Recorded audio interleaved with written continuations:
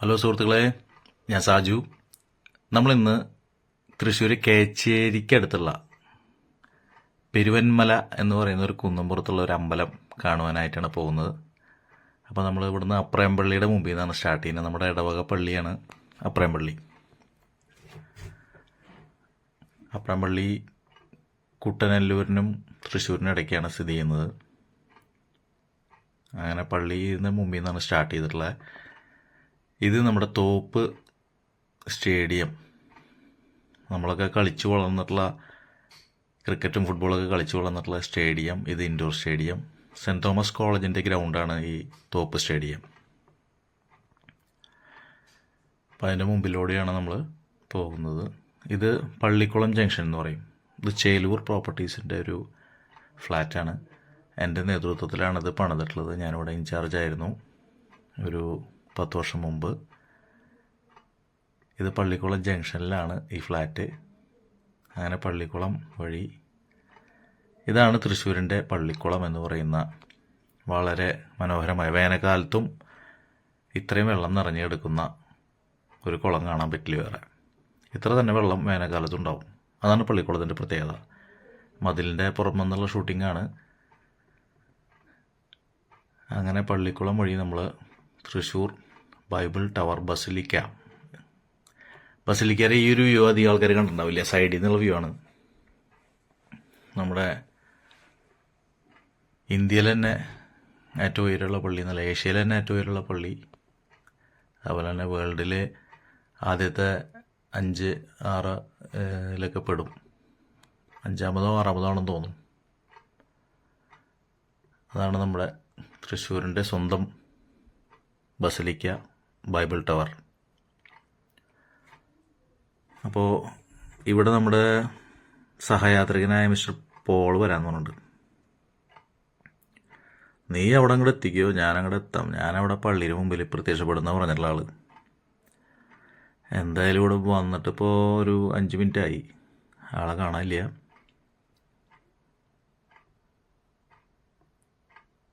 പിന്നെ ഇതാണ് ബസലിക്കയുടെ മുൻഭാഗം. 3 കൂടിയൊരു ജംഗ്ഷനാണ് ശരിക്ക് ഗേറ്റിൻ്റെ മുമ്പിൽ.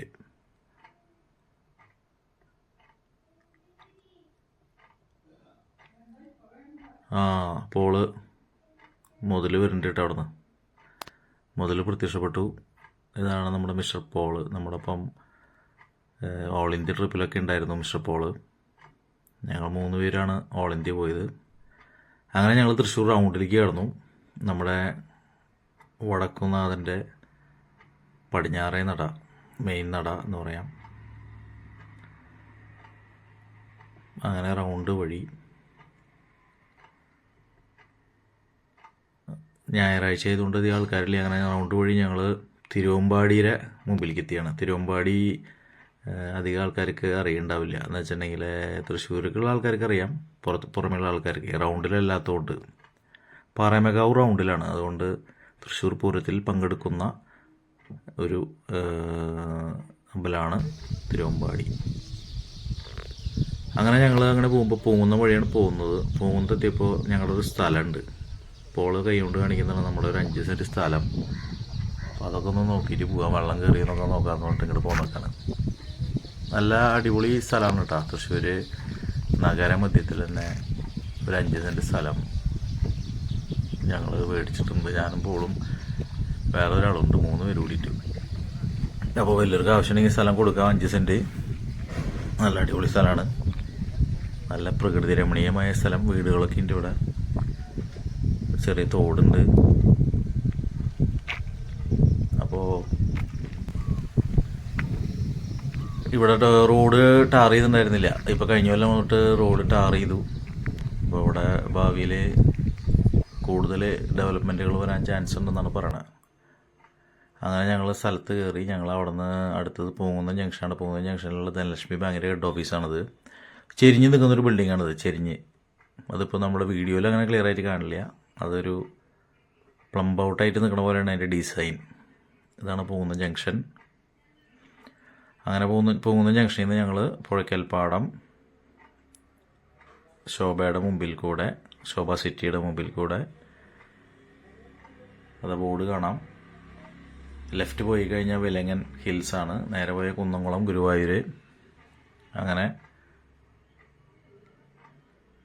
ഇപ്പോൾ നമുക്ക് ആ വിലങ്ങൻ ഹിൽസ് തൃശ്ശൂരിലെ വളരെ ഫേമസ് ആയിട്ടുള്ളൊരു വിനോദസഞ്ചാര കേന്ദ്രമാണ് വിലങ്ങൻ ഹിൽസ്. അപ്പോൾ എല്ലാവരും വൈകുന്നേരം ആയാലും എൻജോയ്മെൻറ്റിന് പോകുന്ന സ്ഥലമാണ്. അപ്പോൾ ആ വഴി തന്നെയാണ് നമ്മുടെ ഈ പോകുന്ന കേച്ചേരി, നമ്മൾ പോകുന്ന പെരുവന്മല. അങ്ങനെ നമ്മൾ ഏതാണ്ട് മഴുവഞ്ചേരി, കൈപ്പറമ്പ് എന്ന് പറഞ്ഞ സ്ഥലം കഴിഞ്ഞ് മഴുവഞ്ചേരി, കേച്ചേരി എത്തുന്നതിന് മുമ്പ് ഇവിടെ നിന്ന് നമുക്ക് വലത്തോട്ടാണ് വഴി കാണിക്കുന്നത്. വലത്തോട്ട് തിരിഞ്ഞ് പിന്നെ ഏകദേശം ഒരു 3-4 കിലോമീറ്റർ ഉള്ളൂ തിരിഞ്ഞു കഴിഞ്ഞാൽ. ഇവിടുത്തെ പള്ളിയിലത്തെ പെരുന്നാളൊക്കെ ആയതുകൊണ്ട് ഒരു ആർച്ചൊക്കെ വെച്ചിട്ടുണ്ട്. അങ്ങനെ ഞങ്ങൾ വലത്തോട്ട് തിരിഞ്ഞ് മുന്നോട്ട് പോയിക്കൊണ്ടിരിക്കുന്നു. വീടുകളൊക്കെ ഉള്ള ഏരിയ തന്നെയാണ്. അപ്പോൾ ഞങ്ങൾ 1-2 പേരോട് ചോദിച്ചപ്പോൾ നേരെ കയറിക്കോ, നേരെ കുന്നുപുറത്തേക്കാന്നോ. അങ്ങനെ നമ്മൾ ഏതാണ്ട് സ്ഥലത്തിലൂടെ എത്തി. ഇവിടെ വരെയാണ് നമുക്ക് ബൈക്ക് പോകാൻ പറ്റാൻ തോന്നുന്നു. ഇവിടെ കണ്ട ബോർഡ് കാണാം, അമ്പലത്തിൻ്റെ ബോർഡ് കാണാം അവിടെ. അപ്പോൾ അങ്ങോട്ട് ബൈക്ക് കടത്തില്ല, ഓഫ് റോഡാണ്, അവിടെ നിന്ന് നടന്നു പോകണമെന്നാണ് പറഞ്ഞത്. അപ്പോൾ ബൈക്കൊക്കെ ഞങ്ങൾ അവിടെ ഒതുക്കി വെച്ച് ഞങ്ങൾ പതുക്കെ നടക്കാൻ തീരുമാനിച്ചു. ഇതാണ് നമ്മുടെ അമ്പലത്തിൻ്റെ ഗേറ്റ്. ഇവിടെ ഒരു വിളക്കുണ്ട്. അങ്ങോട്ടും ഇങ്ങോട്ടും ഒരു ടി ജംഗ്ഷനാണിത്. അങ്ങോട്ടും ഇങ്ങോട്ടും വഴികളുണ്ട്. പിന്നെ ഈ വഴിയിൽ നിന്നാണ് നമ്മൾ വന്നത്. നമ്മൾ കയറി വന്നത് ഈ വഴിയിൽ നിന്നാണ്. അങ്ങനെ ഞങ്ങൾ ഗേറ്റും കടന്ന് മുന്നോട്ട് നടക്കണം. നല്ല കയറ്റാണ് കേട്ടോ. നല്ല കയറ്റം എന്ന് പറഞ്ഞാൽ ഏകദേശം 1 കിലോമീറ്റർ ദൂരം അത്യാവശ്യം കയറ്റുണ്ട്. അപ്പോൾ ബൈക്ക് ഒരു ഹിമാലയനൊക്കെ ഉണ്ടെങ്കിൽ ഓഫ് റോഡ് കയറാവുന്നേ ഉള്ളൂ. പക്ഷേ ഇവിടെ അമ്പലം അവിടെ അനുവദിക്കുന്നില്ല. നമുക്ക് നടന്ന് തന്നെ പോകണം. മഴയൊക്കെ പെയ്ത് അത്യാവശ്യം മണ്ണൊക്കെ ഒലിച്ചു പോയിട്ടുള്ള വഴികളാണ്. എന്നിരുന്നാലും കുഴപ്പമില്ല, നമുക്ക് നല്ല ശാന്തമായൊരു വഴിയാണ്.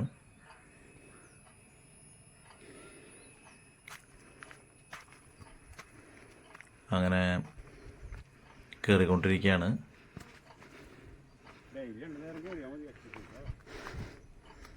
ഇവിടെ വീടുകളുടെ ഏരിയയൊക്കെ കഴിഞ്ഞു കേട്ടോ. നമ്മുടെ ആ ഗേറ്റിൻ്റെ അവിടെ വീടുകളുണ്ടായിരുന്നു.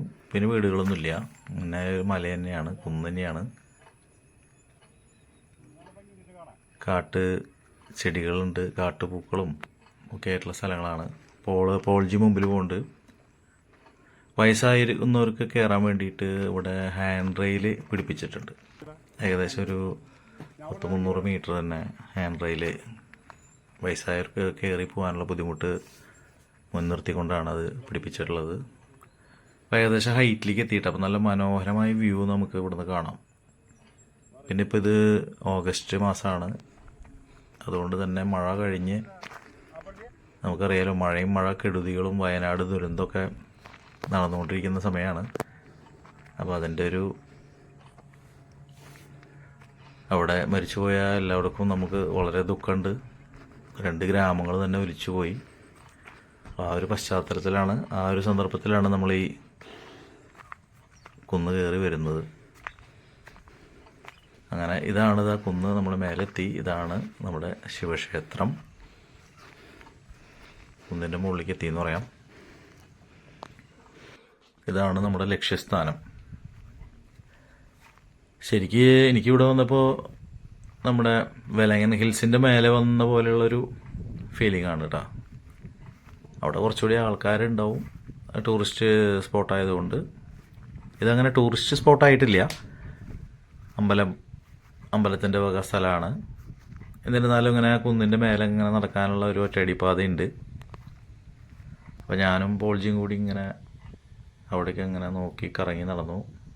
1-2 പാർട്ടീസ് ഉണ്ട് കേട്ടോ. ഞങ്ങൾ ഏകദേശം ഒരു 4:30-5 മണി സമയമാണ്. അപ്പോൾ ഒരു പയ്യനെ കണ്ടപ്പോൾ അവൻ പറഞ്ഞ് കുറച്ചുകൂടി ആൾക്കാരൊക്കെ വരും 6 മണിയൊക്കെ ആകുമ്പോൾ. ആടുകൾ മേയുന്നുണ്ട് അവിടെ. അതുപോലെ തന്നെ അവിടെ നിന്ന് തന്നെ നല്ലൊരു അകലൊക്കെയുള്ളൊരു ദൃശ്യം, കുന്നിൻ്റെ ചുറ്റുപാടുള്ള വളരെ മനോഹരമായിട്ട് നമുക്ക് തന്നെ ഒരു നല്ലൊരു എനർജി ഫീൽ ചെയ്യുന്ന ഒരു ഏരിയയാണ്. ഇപ്പോൾ ഞങ്ങൾ വരുമ്പോൾ കാറ്റൊന്നും ഉണ്ടായിരുന്നില്ല. ഇപ്പോൾ കുറച്ച് കാറ്റ്, നല്ല കാറ്റ് വരുന്നുണ്ട് ഈ ഭാഗത്ത്. അമ്പലത്തിൻ്റെ മുമ്പിലുള്ള ഒരു ആൽമാവാണത്. ആൽമാവ് എന്ന് പറയുമ്പോൾ ആലും മാവും കൂടിയിട്ടുള്ളൊരു മരമാണ്. പല അമ്പലങ്ങളിലും പല റോഡുകളിലൊക്കെ നമ്മൾ റോഡ് സൈഡിലൊക്കെ കാണാറുണ്ട് ഈ ആലും മാവും കൂടി കൂട്ടിപ്പണഞ്ഞ് നിൽക്കുന്ന മരങ്ങൾ കാണാറുണ്ട്. അതുപോലെയുള്ളൊരു മരമാണ് അമ്പലത്തിൻ്റെ തൊട്ട് പിറകിലായിട്ട്. അത് കണ്ട, അതിൽ ലെഫ്റ്റ് സൈഡിൽ മാവ് പോകുന്നത് കാണാം, റൈറ്റ് സൈഡിൽ ആലും.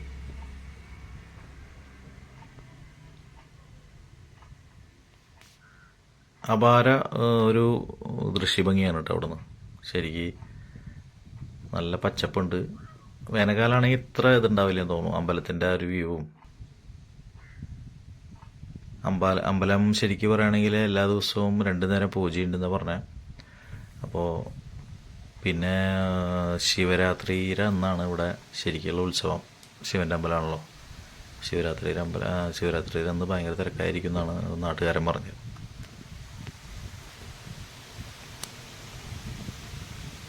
അകലെ തൃശ്ശൂർ ശോഭ സിറ്റിക്കാണ് കാണുന്നത്.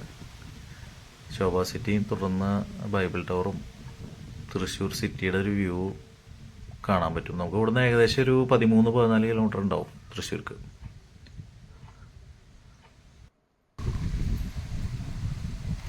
ഇതാണ് അമ്പലത്തിൻ്റെ ഒരു വാള്, അതിൻ്റെ ഒരു അമ്പലത്തിൻ്റെ മതില്, പിറകിലത്തെ ഗേറ്റ്.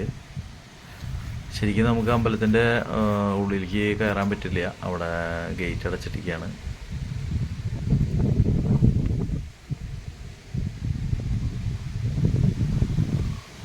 നല്ല വൃത്തിയായിട്ട് സൂക്ഷിച്ചിരിക്കുന്ന ഒരു അമ്പലം. വേറെ പുല്ലോ കാര്യങ്ങളോ അങ്ങനെയൊന്നുമില്ല. അവിടെ എല്ലാ ദിവസവും ഇവിടെ പൂജയുള്ളതുകൊണ്ടാണ് 2 നേരം പൂജയുണ്ടെന്ന് പറഞ്ഞത്.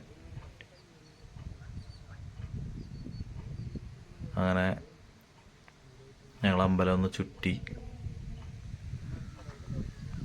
അമ്പലത്തിൻ്റെ ചുറ്റുമതിലുണ്ട്. പോൾജി അവിടെ ഒരു നാട്ടുകാരനെ കണ്ട് കാര്യങ്ങൾ സംസാരിക്കാണ്. അപ്പോൾ കുഴപ്പമൊന്നുമില്ല, ഇവിടെ ഇടയ്ക്കിടയ്ക്ക് പോലീസ് ചെക്കിങ്ങിനൊക്കെ വരുന്ന പറഞ്ഞത്. അത് അനധികൃതമായി എന്തെങ്കിലും സംഭവിക്കണമെന്ന് അറിയാൻ വേണ്ടി ഇടയ്ക്ക് പോലീസ് ചെക്കിങ് ഒക്കെ ഉണ്ടെന്ന് പറഞ്ഞു. എന്തായാലും നല്ല മനോഹരമായ സ്ഥലം. പിന്നെ കാലത്ത് പുലർച്ചെ വന്നു കഴിഞ്ഞാൽ കോടമഞ്ഞൊക്കെ ഉള്ള ഒരു സമയം ഉണ്ടാവും, മഴക്കാലത്ത് ഉണ്ടാവും എന്നാണ് പയ്യൻ പറഞ്ഞത്. അപ്പോൾ ഇതാണ് നമ്മുടെ അമ്പലത്തിൻ്റെ മുൻഭാഗം. നമ്മൾ കയറി വന്ന ഭാഗത്തേക്ക് എത്തി. പെരുവന്മല ശിവക്ഷേത്രം. മുൻഭാഗത്ത് തന്നെ ഒരു കൽവിളക്കുണ്ട്, അതുപോലെ തന്നെ ഒരു നേർച്ചപ്പെട്ടിയുണ്ട്, ഭണ്ഡാരം. ഇവിടെ അമ്പലത്തിൻ്റെ ഉള്ളിൽ വീഡിയോ എടുക്കാൻ പാടില്ല എന്ന് അവിടെ എഴുതി വെച്ചിട്ടുണ്ട്. അമ്പലത്തിൻ്റെ ഉള്ളിൽ വീഡിയോ എടുക്കാം, പക്ഷേ അതിന് പേയ്മെൻ്റ് ഉണ്ടെന്ന് പറഞ്ഞിട്ട് എഴുതി വെച്ചിട്ടുണ്ട്.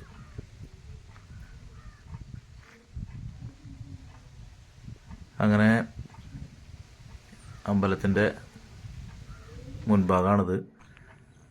അങ്ങനെ ഞങ്ങൾ പതുക്കെ തിരിക്കുകയാണ്.